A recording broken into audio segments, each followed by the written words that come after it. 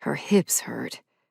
Ann couldn't even fathom why or how, but her hips ached, straight from the joint, down through the length of her legs and into her feet, which were also telling her they were in quite a bit of pain. The car was chilly as she got inside, and that didn't help the throbbing any. With the engine running, she closed her eyes and shifted in the seat so it wouldn't hurt so much while she made the 20-minute drive home. God, everything hurts. She was not the young, spry nurse she used to be, and for some reason, this week had been particularly brutal.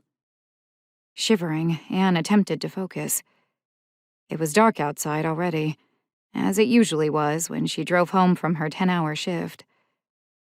Home wasn't much better than work some days, which meant it was exhausting. With the car finally warming, Ann put it into reverse and backed out of her favorite parking spot. The streets flew by as she made the familiar drive to the house they had purchased 10 years ago on a whim. It had been a foreclosure, a modular with a bit of land around it on the edge of town. When they'd seen it, they'd known it was perfect. Close enough to the hospital that Ann could get to and from work when the weather was bad, but isolated enough that they could have their own space and not have to worry about neighbors. Pausing at a stoplight, Ann pondered her situation. When had she come to be comfortable living with such a disconnect between herself and Heidi? It seemed almost as if it was yesterday when they had all the hopes and dreams of the world, kids, family, friends. But something had happened in between, and even as Ann tried on occasion, she couldn't figure out what it was or when it happened. At some point, she had stopped pushing for adoption. It was never the right time, and they weren't in enough balance with each other to think it'd be a good environment to bring a child in.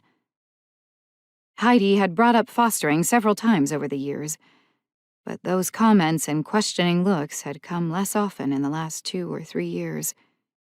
Ann couldn't even remember anymore how long it had been since they'd talked about it last. As the light turned green, Ann stepped on the gas and the car moved forward. They lived quite the life of solitude, if she thought about it. Sure, her fellow nurses knew all about Heidi, and even some of the issues they had, but they rarely went out and did even the occasional dinner with friends. Heidi especially. Ann was certainly the more outgoing of the two.